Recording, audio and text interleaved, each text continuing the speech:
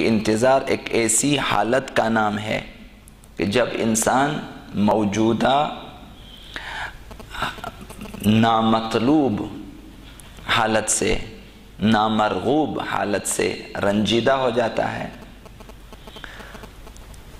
اور کبیدہ خاطر ہو جاتا ہے، اور اسے تلاش ہے ایک اچھے مستقبل کی تلاش ہے۔ یہ حالت کہ موجودہ نامطلوب نامرغوب حالت پہ انسان ناخوش ہے، ناراض ہے، اور ایک اس حالت کو بدلنے کی کوشش ہے اور امید ہے کہ اچھی حالت پیدا ہو جائے گی، یہ انتظار ہے۔ تو یہ 3 چیزیں ہیں اس میں، انشاءاللہ بعد میں عرض کروں گا۔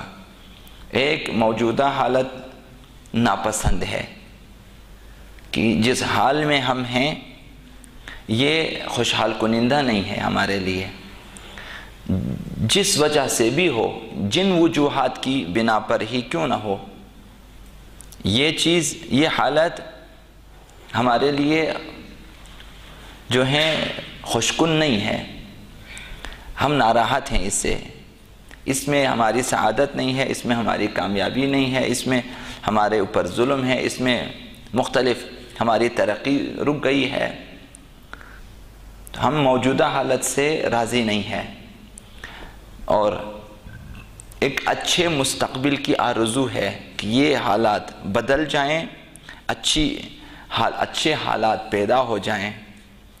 تو یہ ایک آرزو، ایک عشق اور ایک امید انسان کے اندر، یہ 2 چیزیں۔ تیسری چیز یہ ہے کہ اس حالت کو بدلنے کی کوشش کی جائے۔ یہ 3 چیزیں ہیں، یہ انتظار کے مفہوم میں یہ اراکین انتظار میں سے ہیں، انتظار کا رکن یہ ہے۔ تو لہٰذا انہی 3 چیزوں کی وضاحت ہو جائے گی مثالوں کے ساتھ۔ ایک، بیمار کا تصور کریں، اسے اپنی بیماری کا احساس ہے اور اپنی بیماری سے نالاں ہے، ناخوش ہے،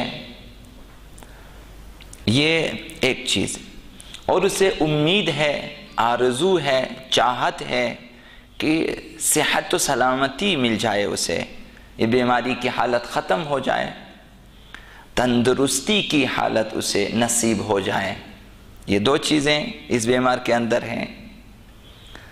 اور تیسری چیز اس میں یہ ہوتی ہے کہ وہ کوشش کرتا ہے کہ علاج ہو جائے، بیماری ختم ہو جائے، وہ بیماری سے مقابلہ کرتا ہے، بیماری کو شکست دینے کی کوشش کرتا ہے، دوائیوں کے ذریعے، پرہیز کے ذریعے، مختلف چیزوں سے کوشش کرتا ہے کہ بیماری کی حالت ختم ہو جائے، مرض ختم ہو جائے، صحت تندرستی آ جائے۔ یہ 3 چیزیں جو ہیں اس بیمار کے پاس، تو یہ انتظار ہے۔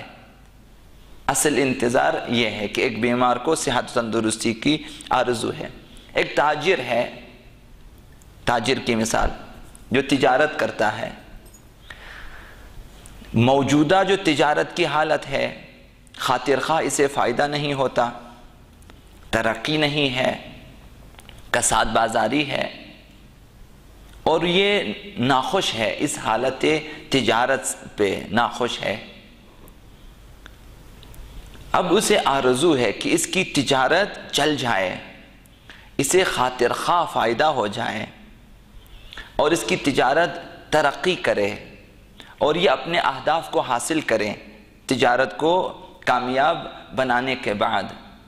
یہ دو چیزیں اس کے اندر، ایک کبیدہ خاطر ہے، ناخوشی ہے، ناراضی ہے موجودہ حالت تجارت سے، ایک عشق ہے، ایک آرزو ہے، ارمان ہے، امید ہے کہ حالت بہتر ہو جائیں اور اپنے اہداف کو پالیں۔ اب یہ تاجر اس حالت کو بدلنے کی کوشش کرے گا، مارکیٹ ڈھونڈے گا اپنے لیے، رفقائے کار ڈھونڈے گا اپنے لیے، افراد ڈھونڈے گا اپنے لیے، اسباب و سامان میں تبدیلیاں پیدا کرے گا، مختلف حوالوں سے کوشش کرے گا کہ یہ جو کساد بازاری ہے، یہ جو تجارت میں خسارہ ہے، نقصان ہے، یہ جبران ہو جائے اور اس کی تجارت. تو یہ 3 چیزیں.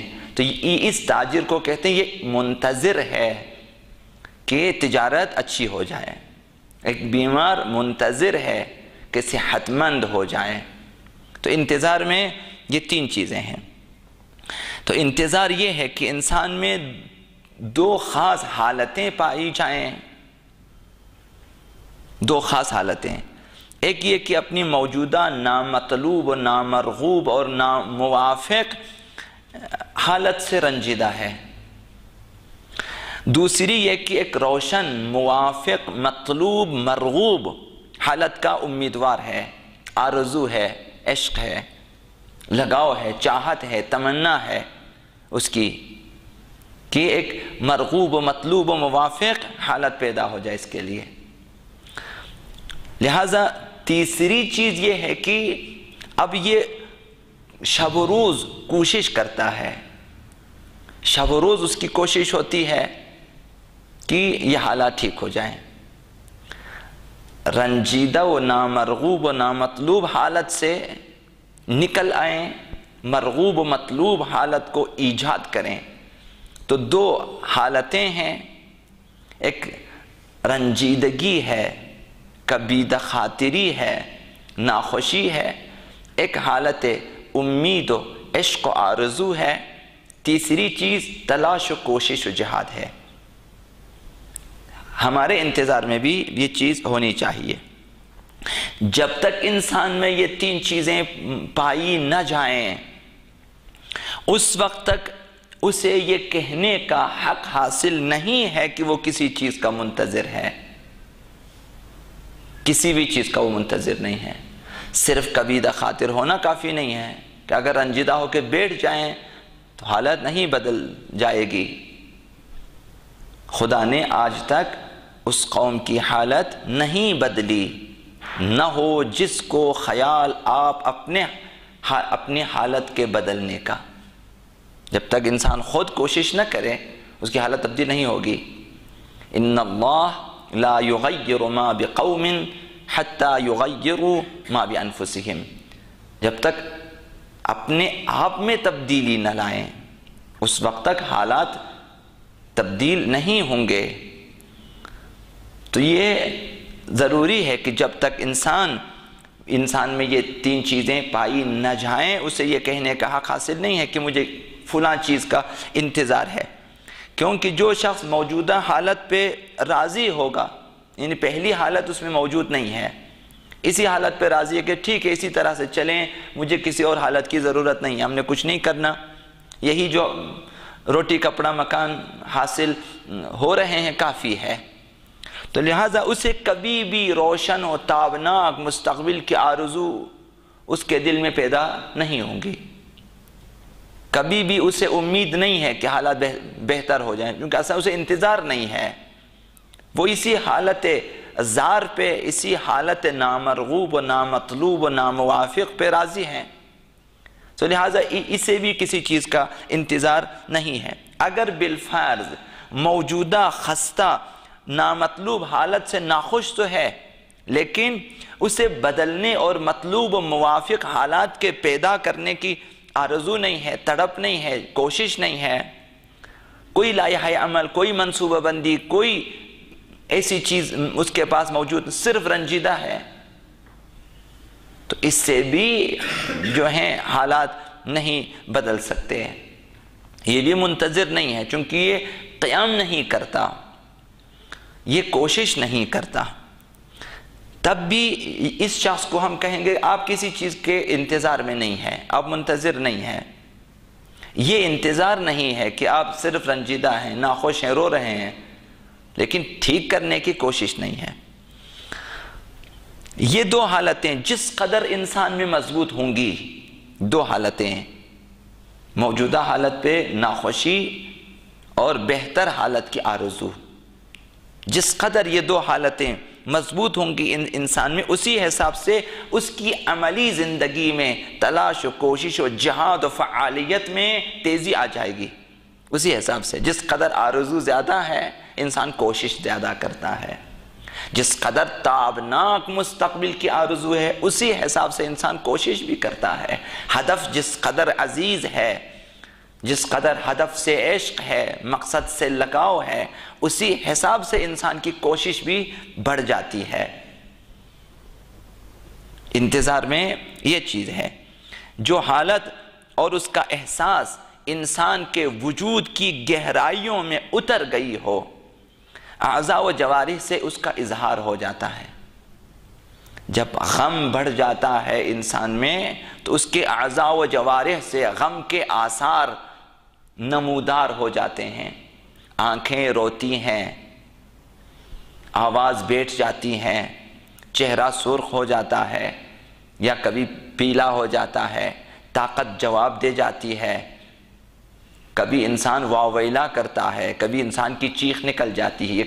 ایسا کیوں ہے کہ اس کی گہرائیوں میں، اس کے باطن میں، اس کے دل میں غم اتر چکا ہے. اسی طرح خوشی ہے. جب حالت خوشی زیادہ انسان میں سرایت کر جائے تو اعضاء و جوارح سے آپ آثار کو دیکھ لیتے ہیں کہ کس قدر خوش ہے. آنکھیں چمکدار ہو جاتی ہیں، چہرے پہ مسکراہٹ ہوتی ہے، اور جو ہیں آواز اس کی اچھی ہو جاتی ہے، باتیں اس کی اچھی ہو جاتی ہیں، اخلاق اس کا اچھا ہو جاتا ہے. اس طرح سے وہ خوش نظر آتا ہے ہمیں. تو یہی کیفیت حالت انتظار کی ہے. جب موجودہ حالت پہ انسان نالاں ہے، جس قدر زیادہ اسے ناخوشی ہوگی اسی حساب سے اسے آئندہ روشن تابناک مستقبل کی آرزو بڑھے گی. جس قدر روشن مستقبل کی آرزو بڑھ جائے گی، بہتر مستقبل کی آرزو بڑھ جائے، اسی حساب سے انسان کے اعضاء و جوارح سے اعمال اور کردار بھی ظاہر ہوگا. بس انتظار میں یہ 3 باتیں ضروری ہیں. موجودہ خستہ، نامطلوب و ناموافق حالات سے رنجیدہ ہوں انسان. ان حالات کو پسند نہ کریں. ہم اپنے اندر، ہمارے لیے سبق یہ ہے، درس یہ ہے، ہمارے لیے تعلیم یہ ہے، ہمارے لیے عبرت یہ ہے کہ ہم موجودہ حالات کو دیکھیں کس قدر نامطلوب ہے. البتہ اسلامی نقطۂ نگاہ سے دیکھیں. اب آپ کی جو آئیڈیالوجی ہے، جو نظریہ یا حیات ہے، جو نظریہ یا ہستی ہے، اس حساب سے آپ نے اسلام کا انتخاب کیا ہے اور ساتھ ساتھ نظام ولایت و امامت کا انتخاب کیا ہے اور اپنی کامیاب زندگی کے لیے صراط مستقیم کا، راہ اہل بیت کا انتخاب کیا ہے. اب اس تناظر میں دیکھیں کہ موجودہ حالات میں کس قدر قانون شکنی ہے، قانون شریعت کی پائمالی ہے، کس قدر اسلام کا مذاق اڑایا جا رہا ہے، کس قدر قرآن معاشرے میں فرسودہ ہو چکا ہے، کس قدر پیغمبر اسلام کی اور اہل بیت کی سنتیں مٹ چکی ہیں. یہاں پہ کس قدر یہاں پہ غربت ہے، کس قدر یہاں پہ استضعاف ہے، کمزور افراد کو روندے جاتے ہیں، کس قدر حق تلفی ہے، کس قدر ظلم ہے، کس قدر ستم ہے، کس قدر دہشت گردی ہے، کس قدر بیماریاں ہیں، کس قدر ناانصافیاں ہیں. ان سب کو دیکھیں، رنجیدہ ہو جائیں. کس قدر، جس طرح ابا عبداللہ الحسین نے فرمایا الا ترى ان الحق لا يعمل به، یہاں جو چیز نظر آتی ہے وہ یہ ہے کہ حق پہ عمل نہیں ہو رہا. وَأَنَّ الْبَاطِلَ لَا يُتَنَاهَا عَنْهُ، باطل سے روکا نہیں جا رہا.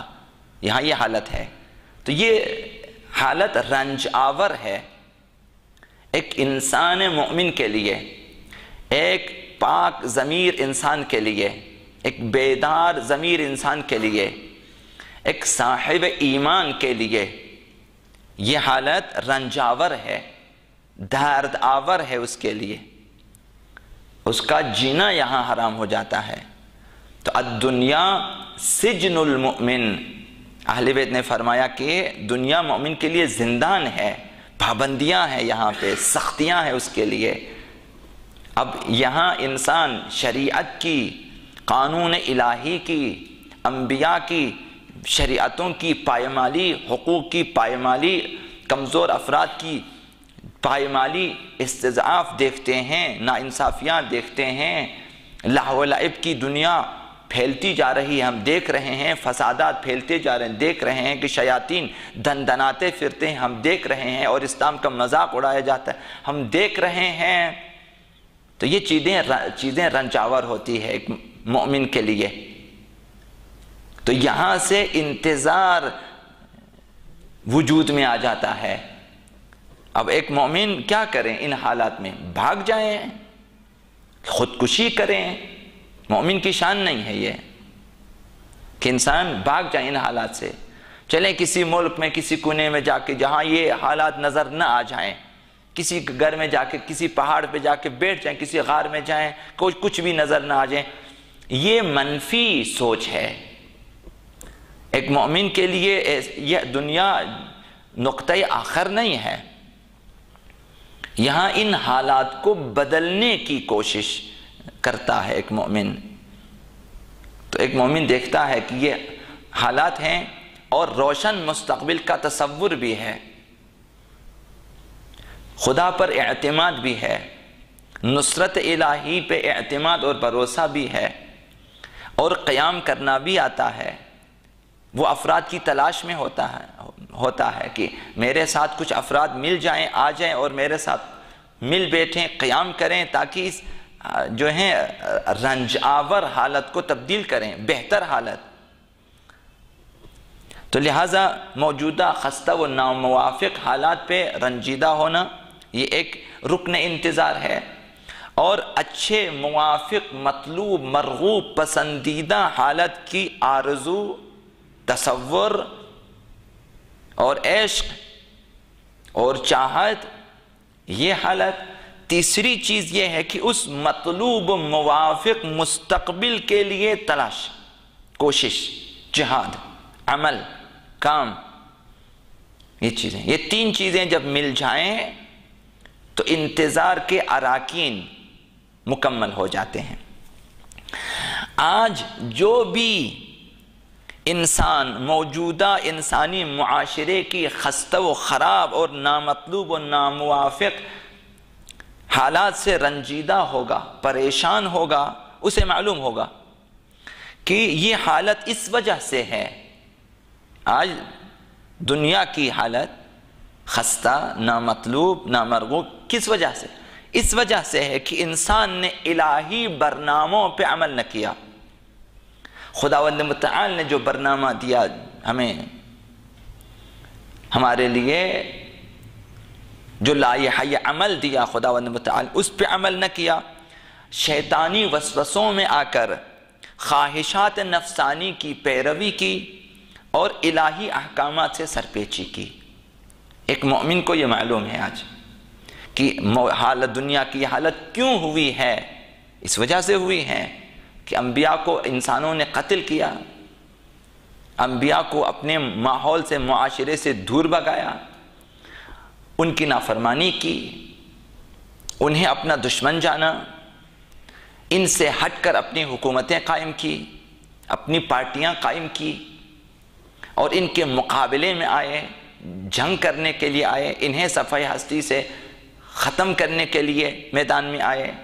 دشمنی میں سال ہا سال عرصہ دراز تک حکومتیں چلتی رہیں، پروپیگنڈے ہوتے رہے. تو یہ موجودہ حالات، خستہ کن حالات، رنج آور، درد آور حالات اس وجہ سے پیدا ہوئے ہیں. تو معلوم ہے انہیں خواہشات نفسانی کی پیروی کی وجہ سے، انبیاء کی مخالفتوں کی وجہ سے، نمائندگان الہی کی فرمان برداری اور اطاعت نہ کرنے کی وجہ سے. اب اس حالت کو بدلنے کا جو خواہش مند ہوگا وہ کوشش کرے گا کہ ہر قسم کے گناہوں سے اجتناب کیا جائے، کیونکہ انہی گناہوں کی وجہ سے، انہی نافرمانیوں کی وجہ سے یہ حالات پیدا ہوئے ہیں. شیاطین میں، طواغیت میں جرأت پیدا ہوئی ہے تو اس وجہ سے کہ ہم نے نافرمانیاں کی ہیں، اپنے دین کی، اپنے خدا کی، اپنے اہل بیت کی نافرمانیاں کی ہے، گناہوں کی وجہ سے، نافرمانیوں کی وجہ. لہٰذا آج ضرورت ہے، اسے معلوم ہے کہ گناہوں کے سلسلے کو بند کرنا چاہے، کم از کم اپنی ذات سے شروع کریں. نقطۂ آغاز انسان خود ہے، یہ نقطۂ آغاز ہے۔ انسان اپنی ذات سے کام شروع کرے گا کہ گناہوں کی وجہ سے، نافرمانیوں کی یہ سلسلہ چلا ہے اور یہ حالت پیدا ہوئی ہے، بس پہلا قدم یہ ہوگا کہ میں گناہ نہ کروں، تاکہ میں موافق ہو جاؤں ان کے جو اس موجودہ خراب حالت کو بدلنا چاہتے ہیں، جنہوں نے دنیا کی خراب حالت کو بدلنے کے لیے قیام کرنا ہے۔ میں کم از کم ان کے موافق ہو جاؤں، کم از کم ان کی صف میں شامل نہ ہو جاؤں جو گناہوں کی وجہ سے، نافرمانیوں کی وجہ سے، فسادات کی وجہ سے، ایجاد کردہ بدعتوں کی وجہ سے، کفر و شرک و نفاق کی وجہ سے، قتل و غارت گری اور فتنہ و فسادات کی وجہ سے دنیا کی یہ حالت کر دی ہے۔ کم از کم میں ان کے ساتھ نہ جاؤں۔ تو پہلا قدم یہ ہوگا ظہور کے لیے، ظہور کے انتظار میں پہلا قدم یہ ہوگا ہر قسم کے ظلم و فساد سے کنارہ کشی اختیار کرے گا اور امکانی کوشش کرے گا کہ خود سازی اور افراد سازی کے ذریعے معاشرے سے ہر قسم کے ظلم و جور و استبداد کا خاتمہ کیا جائے۔ یہ پہلا قدم ہے ظہور کی طرف، پہلا قدم ہے امام زمانہ کی طرف، ولی خدا کی طرف، بقیت اللہ کی طرف، نجات کی طرف، روشن مستقبل کی طرف، مدینہ فاضلہ کی طرف۔ یہ پہلا قدم ہے انسان کا، گناہوں سے ہٹ کر، ظلم و جبر و استبداد سے ہٹ کر، استکثار و استکبار سے دور رہ کر، شیاطین کے وسوسوں سے اپنے آپ کو بچا کر اقدام کریں، قیام کریں، تاکہ حتی الامکان کوشش کریں کہ یہاں ظلم نہ ہو۔ تو پہلا قدم خود ظلم نہ کرے، خود ظلم نہ کرے اور خود ظلم نہ سہے۔ ظلم کرنا جہاں بری بات ہے، ظلم سہنا بھی بری بات ہے۔ الظالم والمظلوم کلاہما فی النار، ظالم و مظلوم دونوں جہنم میں ہے۔ یہ وہ ظالم مظلوم ہے جو ظلم کو قبول کرتا ہے، کہتے ہیں آبیل مجھے مار، یہ وہ لوگ ہیں۔ تو ایسے مظلوم کو خداوند پسند نہیں کرتا کہ جو حتی الامکان کوشش نہیں کرتا کہ ظلم کو دافع کرے، ظلم کو رافع کرے، کوشش نہیں کرتا۔ حتی الامکان کوشش کرنی چاہیے کہ مجھ پہ ظلم نہ ہو، کم از کم میں کسی خود ظلم نہ کریں، دوسرے کا ظلم بھی نہ سہے۔ جہاں تک ممکن ہے کوشش کریں کہ کسی کا ظلم قبول نہ کریں، کوئی آپ کے ساتھ ظلم کرے اسے قبول نہ کریں۔ تو ظالم بننا بھی گناہ ہے، ظلم قبول کرنا، نظام ظلم کو قبول کرنا، قوانین ظلم کو قبول کرنا، یہ بھی ظلم ہے۔ قبول کرنا بھی ظلم ہے۔ اگر کہیں کہ آؤ مجھے مار، آئیں اور مجھے ماریں، چپ بیٹھیں، حق تلفی ہوتی رہے، آپ کی حد کی حرمت ہوتی رہے، آپ کی ذلت ہوتی رہے، علی الاعلان آپ کے خلاف اقدامات کریں، حد کی عزت کریں، حد کے ناموس کریں اور تذلیل، اس کے باوجود بھی انسان کہے خیر پرواہ نہیں ہے۔ یہ چیزیں نامطلوب ہیں، نامرغوب ہیں، غیر الہی ہیں، غیر اخلاقی ہیں، غیر انسانی ہیں، غیر فطری ہیں۔ مکڑی بھی دفاع کرتی ہے جب اسے چھیڑا جاتا ہے، مکھی بھی دفاع کرتی ہے۔ یہ دفاعی چیز انسان میں ہونی چاہیے۔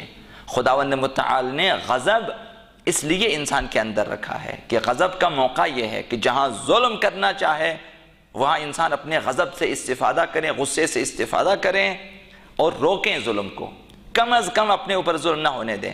اس کے بعد تو یہ پہلا قدم ہوگا انتظار میں، خود نیکی سے آراستہ ہو کر دوسروں کو بھی نیکی کی دعوت دیں۔ انتظار میں یہ ہے چونکہ حالات کو بدلنا چاہتے ہیں۔ اب جو شخص ظلم کو ختم کرنے کے لیے قیام کرتا ہے اور اچھے مستقبل کی اسے آرزو ہے اور اس کے لیے قیام کرتا ہے، خود ظلم سے پاک ہو جاتا ہے، نیکیوں سے آراستہ ہو جاتا ہے، دوسروں کو نیکیوں کی دعوت دے دیتا ہے، خود سازی کرتا ہے، معاشرہ سازی کرتا ہے اور اچھے اخلاق کی طرف، اچھے اہداف کی طرف لوگوں کو دعوت دیتا ہے، تو اب کون کہے گا کہ انتظار کا یہ معنی اور یہ مفہوم انسانوں کے لیے منفی چیز ہے؟ یہ کوئی منفی چیز نہیں، مثبت چیزیں ہیں، یہ نیگیٹو نہیں ہے، یہ پازیٹیو چیزیں ہیں۔ کوئی بھی بیدار انسان نہیں کہے گا کہ انتظار جو ہیں اس کا معنی و مفہوم انسان کے لیے منفی ہے، انسان کو سست کرنے والی چیز ہے، انسان کو پسماندہ رکھنے والی چیزیں ہیں، ایسی باتیں ہوئی ہیں۔ بلکہ ان کے برعکس جو یہ سمجھتے ہیں کہ البتہ ظہور کو یہاں کم رنگ کرنے کے لیے، مہدویت سے ہمیں دور کرنے کے لیے ایسے فلسفے گڑے گئے ہیں کہ مکتب انتظار مکتب سستی پیدا کرنے والا مکتب ہے، انسان کو پسماندہ رکھنے والا مکتب ہے، کہ انسان انتظار میں بیٹھے ہاتھ پہ ہاتھ دھرے کچھ نہ کریں، انسان روشن مستقبل کی امید لے کے سو جائیں، اقدام نہ کریں، یہ ان کا فلسفہ ہے۔ ہمارا فلسفہ ایسا نہیں ہے، جس میں جس قدر انتظار ہوگا اسی حساب سے وہ فعال ہوگا، ایکٹیو ہوگا، وہ زیادہ کار و کوشش کرنے والا ہوگا۔ ہمارے ہاں انتظار کا یہ بیکار افراد کو ہم کبھی منتظر نہیں کہتے۔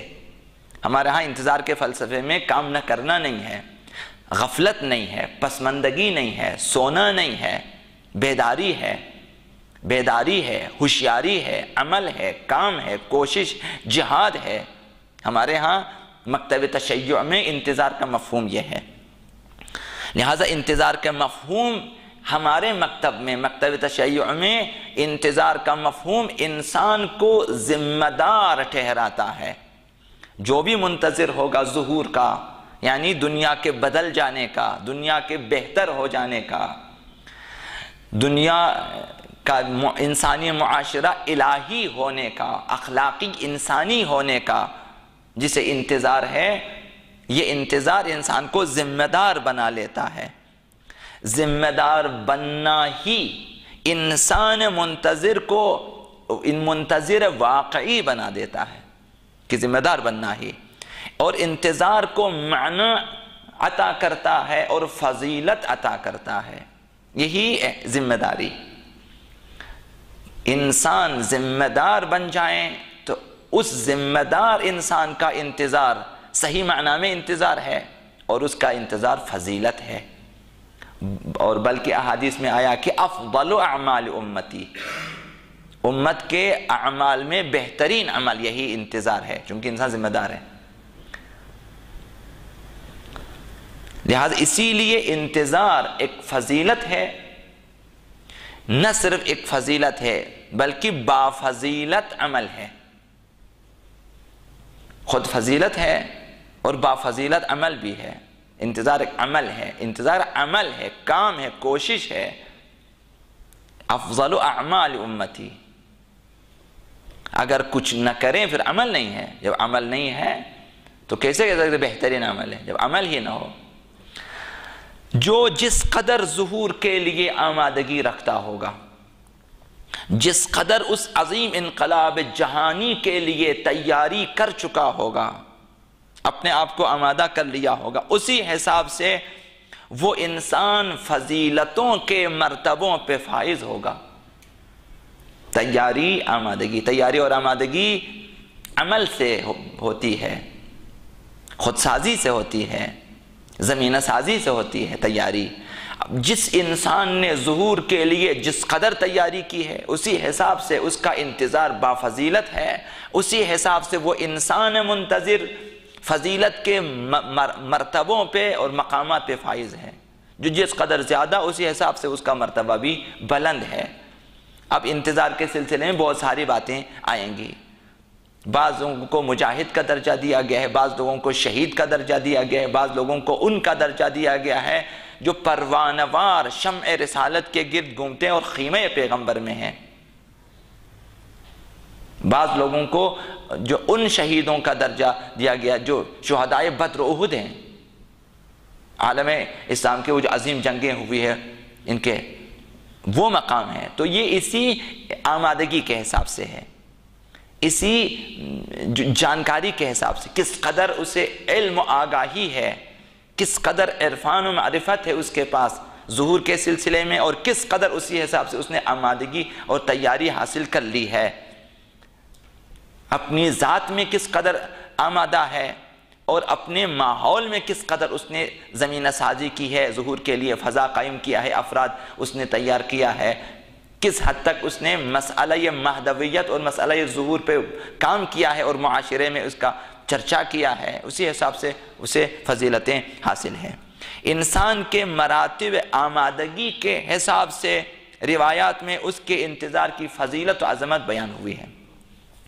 میدان جنگ میں موجود مجاہدین کے مراتب مختلف ہیں، مرتبے مختلف ہیں ان کے، ہر مجاہد ایک ہی مرتبے پہ نہیں، تمام مجاہدین کا ایک مرتبہ نہیں ہے، مختلف ہیں۔ کچھ مجاہدین وہ ہیں جو دشمن کے روبرو ہیں، سامنے سے گولے آتے ہیں، گولیوں کی بچھاڑ ہے، دشمن ہے، گرمی ہے، بھوک ہے، پیاس ہے، سختی ہے، اور دشمن کا مقابلہ کر رہے ہیں۔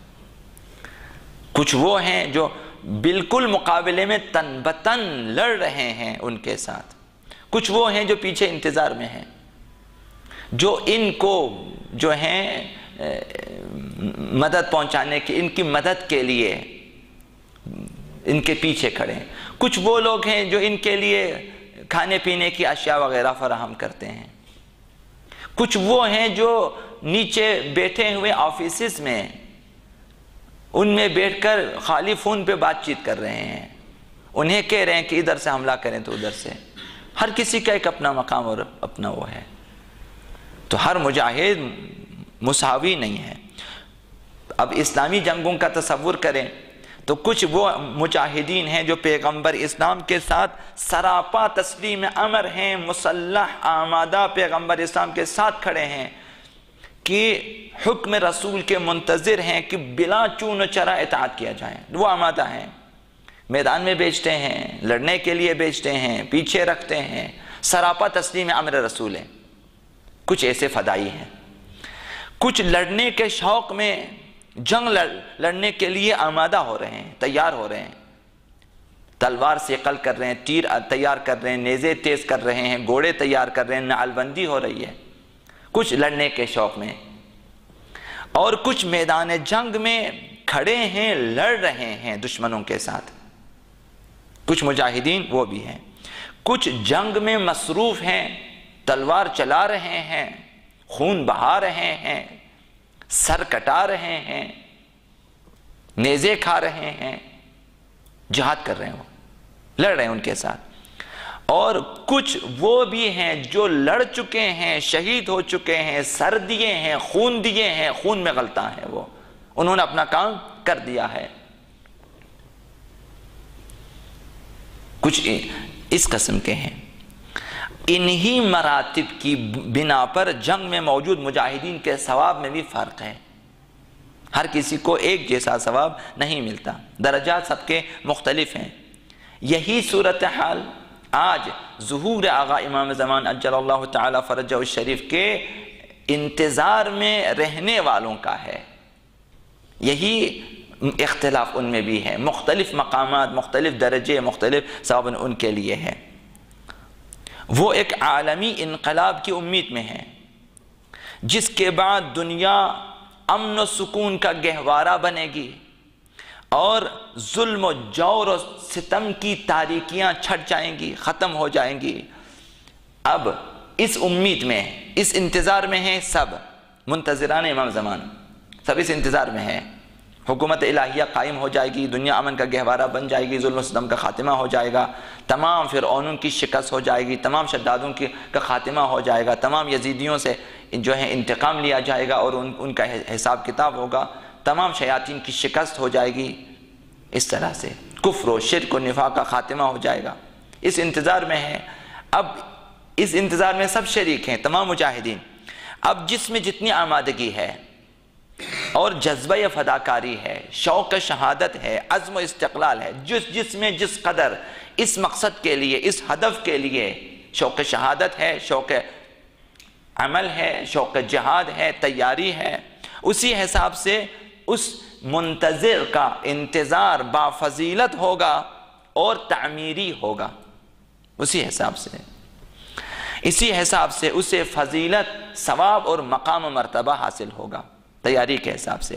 نہ ہر انتظار فضیلت ہے، نہ ہر منتظر کو مقام حاصل ہے، فضیلت حاصل ہے، مساوی نہیں ہے۔ تمام منتظرین ظہور جو ہیں بافضیلت نہیں ہے، ان کے لیے مقام نہیں ہے۔ میدان جنگ کے مجاہدین میں جو رسول خدا کے ہمراہ ہیں، ان کی ذمہ داری کیا ہوتی ہے؟ حفاظت رسول اور تسلیم امر رسول۔ رسول جو حکم دیں بس اسے انجام دیں، رسول کی خدمت اور رسول کی اطاعت ہے۔ وہ کبھی بھی حالات سے غافل نہیں ہو سکتے کیونکہ میدان جنگ میں ہیں، اور رسالت کی حفاظت کی ذمہ داری ان کی ہے۔ انہیں پروانہ یہ شمع رسالت قرار دیا گیا ہے، وہ کبھی بھی حالات سے غافل نہیں ہو سکتے۔ وہ ہمیشہ حالات کو اور ماحول کو مد نظر رکھے گا، اپنی نگاہوں میں رکھے گا۔ وہ ہمیشہ احساس کرے گا کہ اگر ذرہ برابر غلطی کی ہم نے تو ہم مرکز اسلام کو خطرے میں ڈال رہے ہیں، پیغمبر اسلام کو خطرے میں ڈال رہے ہیں، مرکز اسلام کو۔ ہمیں کس قدر بیدار و ہوشیار رہنا چاہیے، اور ذرا سی غفلت اگر ہم نے کی تو اس کے بہت برے نتائج نکل سکتے ہیں، تباہی پھیل سکتی ہے۔ میدان جنگ میں پیغمبر اسلام کو چھوڑ کے جو لوگ بھاگے تھے، صرف اس افواہ پر کہ پیغمبر شہید ہو چکے ہیں، افواہ پھیلا، اسی پہ لوگ بھاگ گئے تھے۔ کس قدر نقصان ہوگا اگر پیغمبر اسلام شہید ہو جائیں۔ اب انہیں یہ احساس ہے، جو مجاہدین میدان کارزار میں مصروف جنگ ہیں، انہیں احساس ہے کہ ہمیں مکمل ہوشیار رہنا ہے، مکمل تیار رہنا ہے، اور ایک ایک دشمن پہ ہم نے نظر رکھنی ہے، اور اسلام و مسلمین کی فتح و کامرانی کے لیے معمولی سی فرصت سے بھی استفادہ کرنا ہے۔ سیکنڈوں میں فیصلہ کرنا ہوتا ہے، ورنہ خود مارے جاؤ گے، جنگ ہو رہی ہے۔ لہٰذا ہر لمحے سے استفادہ کرے گا، ہر معمولی چیز سے بھی استفادہ کرے گا۔ میدان جنگ میں معلوم ہے کہ کربلا میں جب فرزدق آتا ہے، ازرق آ جاتا ہے، ازرق شامی شہزادہ قاسم کے مقابلے میں، تو معمولی سی فرصت ہوتی ہے۔ شہزادہ قاسم نے استفادہ کیا اس سے۔ اس قدر بڑے پہلوان بن کے آئے ہو، تمہیں اتنا بھی ہوش نہیں ہے کہ تمہارے جو ہیں نعلین کھلے ہوئے ہیں، رکابیں کھلی ہوئی ہیں، تمہارے تسمے کھلے ہوئے ہیں۔ ایک بات ہے، جب وہ تھوڑا سا احساس کیا کہ اب میرے اوپر یہ طنز کہ میں آمادہ نہیں ہوں، اب اس نے جھک کر دیکھا، اب یہ غلطی کی اس نے، جب جھک کر دیکھا شہزادے نے تلوار سے حملہ کیا، اس کا کام تمام کر دیا۔ تو میدان جنگ میں ہر فرصت سے استفادہ کرنا چاہیے میدان جنگ میں۔ لہٰذا اگر یہی غفلت مجاہدین اسلام اگر کریں کتنا نقصان ہوگا۔ یہی ایک چھوٹی سی غفلت کے انسان جھک کر دیکھیں اور موقع دیں اپنے حریف کو کہ وہ حملہ کریں۔ تو جو لوگ مجاہدین ہیں میدان کارزار میں لڑ رہے ہیں، انہیں ہر فرصت سے استفادہ کرنا ہوتا ہے، ہر لمحے کو غنیمت جان کر کوشش کرنی چاہیے کہ اسلام کو فتح سے ہمکنار کرے۔ یہی مجاہد اگر غفلت کریں اور فرصت سے استفادہ نہ کریں، حساس لمحات کو ضائع کر دیں، تو اس کا لازمی نتیجہ شکست اور ہزیمت ہوگی۔ لازمی نتیجہ یہ ہوگا، شکست ہو جائے گی اگر چھوٹے چھوٹے فرصت۔ یہی مثال مہدوی اشخاص کی ہے اور مہدوی جوانوں کی ہے، منتظران امام زمان کی ہے، کہ جو انتظار کی حالت میں زندگی بسر کر رہے ہیں، انہیں معلوم ہونا چاہیے کہ منتظر کو مجاہد کا درجہ دیا گیا ہے، کل مجاہد فی سبیل اللہ۔ یہ ان مجاہدین کی طرح ہے جو راہ خدا میں جہاد کر رہے ہیں۔ انہیں معلوم ہونا چاہیے کہ انہیں جو درجہ دیا گیا ہے مجاہد کا، تو لہٰذا ایک مجاہد کی طرح جو میدان کارزار میں ہمیشہ بیدار و ہوشیار رہنا چاہیے، حالات پہ ان کی نظر ہونا چاہیے، غیر مطلوب ماحول کو فتح کرنے کے لیے، فساد کی بساط کو یہاں سے ختم کرنے کے لیے ہر امکانی کوشش کرنی چاہیے اور ہمیشہ کوشاں رہنا چاہیے۔